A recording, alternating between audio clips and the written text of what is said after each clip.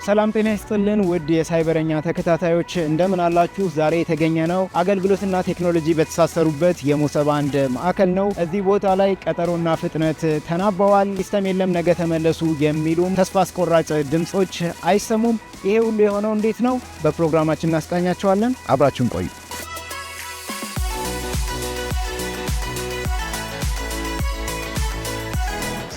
ሰላም እንዴት አለ? ሊራንስ ይባላለሁ። አዲስ መሶብ አንድ መካል ዲጂታል የመንግስት አገልግሎት የዲጂታላይዜሽን ዳይሬክተር ነኝ። መልካም እንግዲህ ዛሬ ሞሰብ ነው የተገኘ ነው። ሞሰብ ምን አይነት አላማዎችን ይዞ ነው ወደ ስራ የገባው? እሱን እናንሳ እስኪ።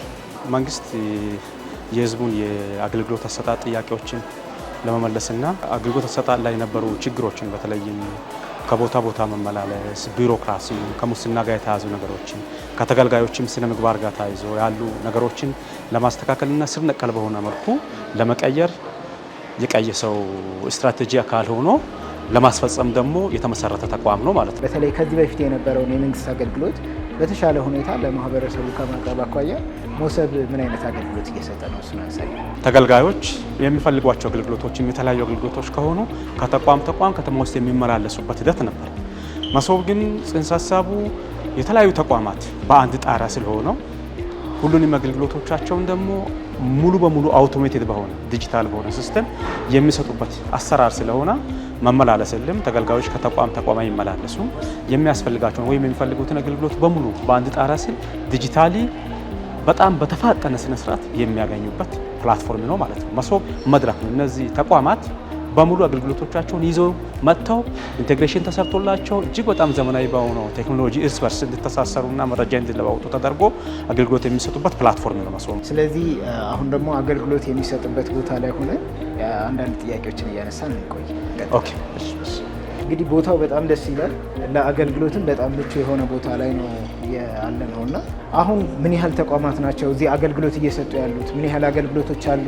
ምን ያህል ተቋማት ናቸው አገልግሎት የሚሰጡት? እሱን አንሳልኝ እስኪ። መሶብ ላይ አገልግሎት ለመስጠት እዚህ የገቡ 24 ተቋማት አሉ። ዋና አገልግሎት የሚሰጡ 20 ተቋማት አሉ። ሌሎች ደግሞ ደጋፊ የምንላቸው ወይም ኢኔብለርስ ብለን የምንጠራቸው 4 ተቋማት አሉ። የኢትዮጵያ ንግድ ባንክ፣ ስኬት ባንክ፣ ኢትዮ ፖስታና ኢትዮ ቴሌኮም ደጋፊዎች ብለን የምንጠራቸው ናቸው። ሌሎች ግን በዋናነት አገልግሎት ይዘው መጥተው ከስተመር መጥተው የሚገለገልባቸውን አገልግሎቶችን ይዘው የገቡ 20 ተቋማት አሉ።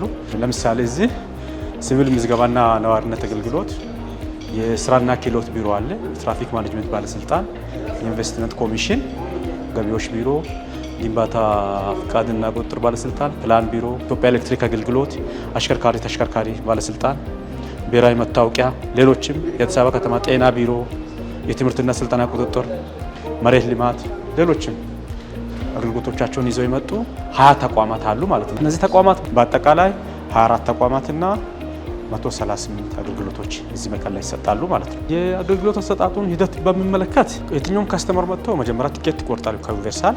ለምሳሌ ንግድ ቢሮ ብንፈልግ የንግድ ቢሮ ቲኬት እንቆርጣለን። በንግድ ቢሮ ስር የሚሰጡ አገልግሎቶች እዚህ አሉ። የንግድ ምዝገባ ምስክር ወረቀት ማሻሻል የሚፈልግ ተገልጋይ ቢኖር አገልግሎቱን ይመርጣል። መጀመሪያ ተቋሙን መረጠ። ተቋሙ የንግድ ቢሮ ነው። በንግድ ቢሮ ስር ደግሞ የሚሰጡ አገልግሎቶች እዚህ አሉ። ከነዚህ አገልግሎቶች አንዱን ይህንን አገልግሎት ይመርጣል ማለት ነው። አገልግሎቱን ከመረጣ በኋላ ቲኬቱን ይቆርጣል። ቲኬቱ ዲስፓች ተደርጎ መጣ። ስለዚህ ቲኬት ቁጥሩን ይይዝና ይሄኛው ክፍል ምንድነው? ዩኒቨርሳል ክፍል ነው። ምን አይነት አገልግሎቶች ነው የሚሰጠው? ዩኒቨርሳል ሁሉንም አገልግሎቶች ስለ ሁሉም አገልግሎቶች መጀመሪያ መረጃ ከስተመሮች የሚያገኙበት ነው።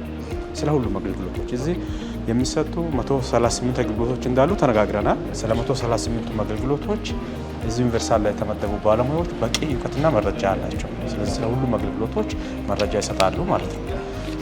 አገልግሎቶቹን ለማግኘት ምን ማቅረብ እንዳለብን፣ ቅድመ ሁኔታዎችን እንዴት ማሟላት እንዳለብን፣ ዶክመንቶችን ማሟላት እንዳለብን፣ አገልግሎቶቹ በየትኛው ፍሎር ላይ እንደሚገኙ ሳይቀር ሙሉ መረጃ ይሰጣሉ። ካውንተሩ ላይ ስናቀርብ የምንፈልገውን አጠቃላይ መረጃ አግኝታ ለምሳሌ ከስተመር እያስተናገዱ ስለሆነ አገልጋዮቻችን፣ ስለዚህ እናቀርብና ወደት እንሄዳለን። የሚያስፈልገውን ነገር መረጃ ካገኘ አፕሎድና እስካን የሚደረጉ ዶክመንቶችን ካለ ከሰጠናቸው በኋላ ወደሚቀጥለው ክፍል መሄድ ይችላል። ወደ ንግድ ቢሮ እንሄዳለን ማለት ነው። ቀጥታውን ወደ ንግድ ቢሮ አገልግሎት ለማግኘት እንሄዳለን ማለት ነው። ኦኬ፣ በጣም ናይስ።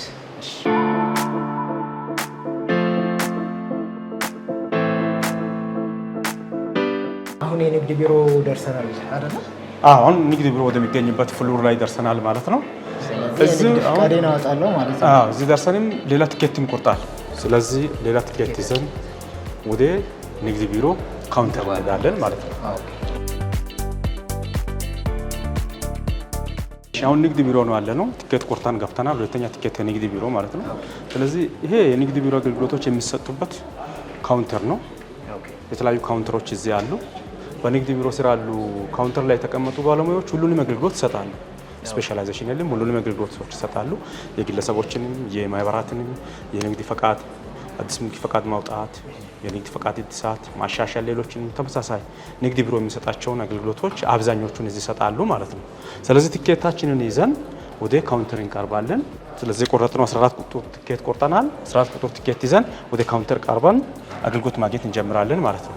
ከዩኒቨርሳል የመጣው ፋይል በሙሉ እዚህ ኦልሬዲ ስለደረሰ ስለዚህ እኛ ምንም የምናቀርብ ሰነድ አይኖርም ማለት ነው። ሰነዶች በሙሉ እዚህ ስለቀረቡ ምን አገልግሎት ፈልገን እንደመጠንም ኦልሬዲ ካውንተር ላይ የተቀመጠው ሰው ያውቃል ማለት ነው። ስለዚህ አገልግሎቱ ይህንን ይመስላል። በዚህ ፍሎር ላይ አንዱ የንግድ ቢሮ ነው። ሌሎችም አሉ። የኢንቨስትመንት ኮሚሽን አለ፣ ገቢዎች ቢሮም አለ። ቅድም ደጋፊ ያልናቸው ኢትዮ ቴሌኮም፣ ስኬት ባንክ፣ ንግድ ባንክም አሉ። ስለዚህ በዚህ ፍሎር ላይ የኢኮኖሚ ዘርፍና ደጋፊ የሆኑ ተቋማት ይገኛሉ ማለት ነው። ሌላ ዘርፍ ደግሞ የቤቶችና ትራንስፖርት ዘርፍ አለ። አራተኛ ፍሎር ላይ ነው። ወደዛ ሄደን ደግሞ ያሉ አገልግሎቶችን እናያለን ማለት ነው። በሶስተኛ ፍሎር የኢኮኖሚ ዘርፎችን ስናይ ቆይተናል። የንግድ ቢሮ፣ ኢንቨስትመንት ኮሚሽን እና ሌሎችንም ስናይ ቆይተናል። በዚህ ፍሎር ደግሞ የሚገኙ የተለያዩ የቤቶችና ትራንስፖርት ዘርፍ ተቋማት አሉ። ከነዚህ ተቋማት አንዱን የቤቶች ኮርፖሬሽን እናያለን። ስለዚህ የቤቶች ኮርፖሬሽን ላይ ከሚሰጡ አገልግሎቶች አንዱ የጋራ መኖሪያ ቤቶችን ስም ማስተላለፍ ነው። ስለዚህ እነዚህ አገልግሎቶች እናያለን ማለት ነው። እዚህ ምን አገልግሎቶች ነው የሚሰጡት? ቤቶችና ትራንስፖርት ዘርፍ የሚሰጡ አገልግሎቶች የቤቶች ልማት ቢሮ አገልግሎት የቤቶች ልማት ቢሮ የሚሰጣቸው አገልግሎቶች አሉ። የቤቶች ልማት ኮርፖሬሽን የሚሰጣቸው አገልግሎቶች አሉ። የትራፊክ ማኔጅመንት ቢሮ የሚሰጣቸው አገልግሎቶች አሉ። የአሽከርካሪና ተሽከርካሪ ባለስልጣን የሚሰጣቸው አገልግሎቶችም አሉ ማለት ነው። ስለዚህ ይሄ ከቤቶች ጋር የተገናኙና ከትራንስፖርት ጋር የተገናኙ ነገሮች በሙሉ የሚሰጡበት ዘርፍ ነው ማለት ነው።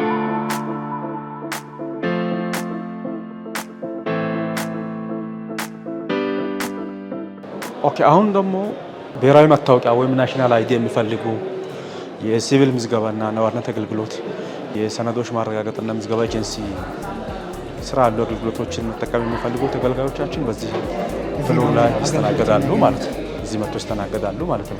እዚህ ደግሞ ደጋፊዎች ያልናቸው እንደ ስኬት ባንክ፣ ንግድ ባንክ ሁሉም ፍሎር እንዲኖሩ አድርገናል። ከስተመሮቻችን ግን ከፍሎር ወደ ፍሎር መመላለስ አይጠበቅባቸውም ማለት ነው። በአንድ ፍሎር ሆነው ሁሉንም ነገር የሚጨርሱበት አይነት ነው። ምክንያቱም ክፍያ ለመፈጸም ለምሳሌ ባንክ 4ኛ ፍሎር ላይ ቢሆን 1ኛ ፍሎር ፕሮሰስ አስጀመረ ሰው ወደ 4ኛ ፍሎር መሄድ የለበትም ብለን ስላሰብን በእያንዳንዱ ፍሎር ደጋፊ ወይም ኢኔብልስ ብለን አስቀመጥናቸው በእያንዳንዱ ፍሎር እንዲገኙ አድርገናል ማለት ነው።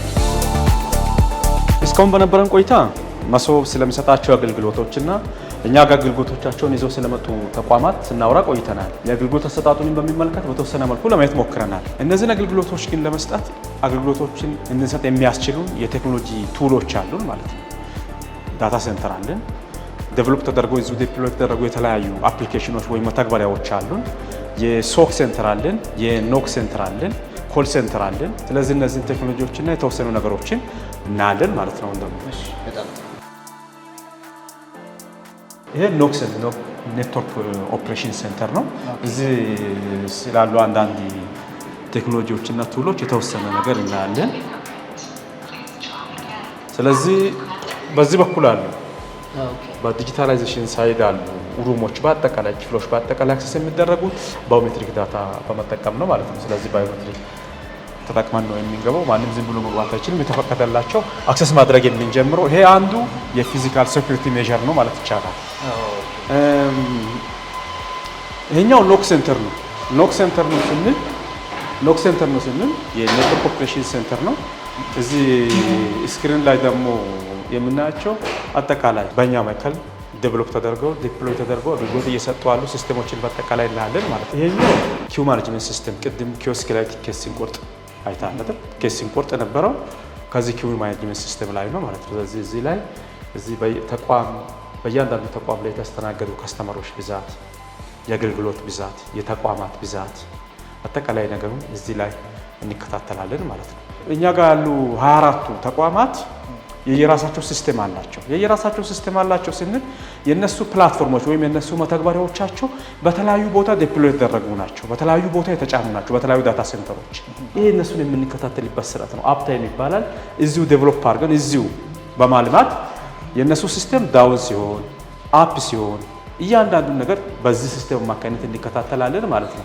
ለምሳሌ ንግድ ቢሮ ሲስተም ወይም አገልግሎት ቢቋረጥ ሰርቨሩ እዛ እነሱ ጋር ያለው ሰርቨር አገልግሎት ቢቋረጥ እዚህ ላይ ዳውን መሆኑን እናያለን። ይህ ሲስተም ቀጥታ ንግድ ቢሮ ላይ ለሚመለከተው አካል በቴሌግራም ቦት አማካኝነት ኖቲፊኬሽን ወይም ሜሴጅ ይልካል ማለት ነው። ሜሴጁን አይተው በፍጥነት ሲስተሙን አፕ የሚያደርጉበት ወይም ሲስተሙን እንዲሰራ የሚያደርጉበት ስርዓት ነው ማለት ነው። ይሄኛው ደግሞ ኢንፍራስትራክቸር ማኔጅመንት ሲስተም ነው። ኢንፍራስትራክቸር ማኔጅመንት ሲስተም ማለት ሰርቨሮቹን፣ አጠቃላይ አይፒ የሚወስዱ ዲቫይሶችን፣ እነዚህ ሴኩሪቲ ካሜራዎችን፣ ፋየር አላርም ፖይንቶችን፣ ሌሎችንም በሙሉ እዚህ ላይ እናስተዳድራለን ማለት ነው። የሰርቨር ሪሶርሱ ለምሳሌ ስቶሬጁ ስንት % እንደደረሰ፣ ኮምፒውቲንግ ፓወሩ ምን እንደሚመስል፣ አፕግሬድ ማድረግ አስፈልግ ሆኑ ወይ፣ ምናልባትም ዳታ ሪቴንሽን ፖሊሲያችንን አስተካክለን የተወሰኑ ዳታዎችን ወደ ሌላ ታይር ወስደን አክቲቭ የሆነውን ዳታ ብቻ በማቆየት ያንን ማኔጅ የምናደርግበትን በሙሉ እዚህ ላይ ነው የምንሰራው ማለት ነው። ስለዚህ ይሄ ኢንፍራስትራክቸር ማኔጅመንት ሲስተም ነው። ከዚህ ቀጥሎ ያለው የቅድሙ ፊድባክ ነው። የከስተመሮች አስተያየት የሚሰጡበት ስርዓት ነው። ያኛው እነሱ አስተያየት የሚሰጡበት ነው። የተሰጠውን አስተያየት ደግሞ በዚህ በኩል እናስተዳድራለን ማለት ነው። ስለዚህ ከዚህ በመነሳት ምን እናደርጋለን? በየቀኑ የተሰጠውን አስተያየት ደግሞ በቢአይ በዚህ መልኩ እናለን። ሌላኛው ሲስተም የፋይል ቅድም ከዩኒቨርሳል አፕሎድ ተደርገው ስካን ተደርገው ፋይሎችን ወደ አገልግሎት ወደሚሰጡ ተቋማት እንልካለን ብለን ነበር። ስለዚህ ያንን ደግሞ የምናስተዳድርበት ፋይሎችን የምንልክበት ስካን አድርገን አፕሎድ አድርገን ወደ ተቋማት የምንልክበት በዚህ በዶክመንት ማኔጅመንት ሲስተም አማካኝነት። ስለዚህ ዩኒቨርሳል ላይ ያሉ ልጆች ምን ያደርጋሉ? ፋይል አፕሎድ ስካን አድርገው ለምሳሌ ወደ ኢንቨስትመንት ኮሚሽን አገልግሎት ፈልጎ የመጣ ሰው ካለ የሰውየው መረጃ በአጠቃላይ ኢንቨስትመንት ኮሚሽን ደርሶ ይጠብቀዋል ማለት ነው። ስለዚህ ዶክመንት ማኔጅመንት ሲስተም ነው። ራሱን የቻለ ዳታ ሴንተር አለ። ዳታ ሴንተሩ ይሄኛው ሜን ዳታ ሴንተር ነው። ዩኒፋይድ አፕሮች ነው የምንከተለው። አጠቃላይ ሁሉንም ብራንቾች ከዚህ ዳታ ሴንተር ነው ሰርቭ የምናደርገው የምንሰጠው አገልግሎት የምንሰጠው። በዛ አማካኝነት ከዚህ ሴንተር ሁሉም ብራንቾች አገልግሎት ማግኘት ይችላሉ ማለት ነው። ስለዚህ ኖክሩም ላይ ያለው አጠቃላይ ሁኔታ ይህንን ይመስላል። አሁን ደግሞ የግቢውን የህንፃውን ሴኩሪቲ በተለይም ፊዚካል ሴኩሪቲ ወደ የምናስጠብቅበት ሰርቬላንስ ክፍል እንገባለን ማለት ነው። ይሄኛው ክፍል በአሻራ ብቻ ነው የሚገባው በባዮሜትሪክ ዳታ። እዚህ ክፍል በዋናነት ቦሌ ቅርንጫፍም እዚህ አራዳ አብይ ብራንችም ያሉ ካሜራዎችን በሙሉ የምንቆጣጠርበት ነው ማለት ነው። ከ170 በላይ ካሜራዎች አሉ። ከነዚህ ካሜራዎች የተወሰኑትን በጣም ኢምፖርታንት በጣም ወሳኝ የሆኑ ቦታዎች ላይ የተቀመጡ ካሜራዎችን መርጠን ሁሌም እዚህ ክፍል የተመደቡ የሰርቬላንስ ባለሙያዎች አሉ። በእነሱ አማካኝነት አጠቃላይ የግቢ ሁኔታ እንከታተላለን ማለት ነው። ቪዲዮዎችን እዚሁ ሴቭ አድርገን አርካይቭ አድርገን እናስቀምጣለን። ስለዚህ አጠቃላይ ፊዚካል ሴኩሪቲን እናስጠብቃለን ማለት ነው። የግቢውንም የህንፃውንም ፊዚካል ሴኩሪቲን እናስጠብቃለን። ይሄኛው የአራዳ ነው። የዚህ የአራዳ ዋና መስሪያ ቤት ላሉ ካሜራዎች የምንከታተልበት ነው። የቦሌውን ደግሞ እዚህ እንከታተላለን። የቦሌውን በሪሞት ላይ እዚህ እንከታተላለን። እዛም ተመሳሳይ የሆነ ሴቲንግ አለ፣ ተመሳሳይ ሴታፕ ስላለ እዛም እነሱ የሚከታተላሉ፣ እኛም እንከታተላለን ማለት ነው። ሌሎች ብራንቾች በተጨመሩ ቁጥር ደግሞ ተጨማሪ ካሜራዎች አሁን እየተዘረጉ እየተገጠሙ ስለሆነ ሴኩሪቲ ካሜራዎች እየተገጠሙ ስለሆነ ይሄኛው አዲስ እየተሰራ ያለው ሳይነጅ ወይም ስክሪን ሌሎች ብራንቾች በመጡ ቁጥር ካሜራውን እየጨመርን ሩሙንም እያሰፋን እንሄዳለን ማለት ነው። ስለዚህ የሰርቬላንስ ስርዓቱ ይህንን ይመስላል። በጣም ጥሩ ቆይታ ነበረን። ታሪክ ነበር። ለሰጠህ ጊዜ በጣም ከልብ አድርጌ አመሰግናለሁ። በጣም አመሰግናለሁ። በሌላ ፕሮግራሞች እንገናኛለን ብዬ ተስፋ እንጠብቃለን። ቴንኪው በጣም አመሰግናለሁ። እሺ ተመልካቾቻችን የዛሬው የሳይበርኛ ፕሮግራማችን ስናስተላልፍላችሁ የቆየውን ይመስል ነበረ። በተለይም ሞሰብ የሚሰጣቸው አገልግሎቶች ምን ምንድን ናቸው፣ እንዲሁም ደግሞ የሞሰብ አገልግሎት በየትኞቹ ቴክኖሎጂዎች ይደገፋል የሚለውን ወደ እናንተ ስናደርስ ቆይተናል። ሳምንት በሌላ ፕሮግራም እስከምንገናኝ ቸር ሰንብቱ።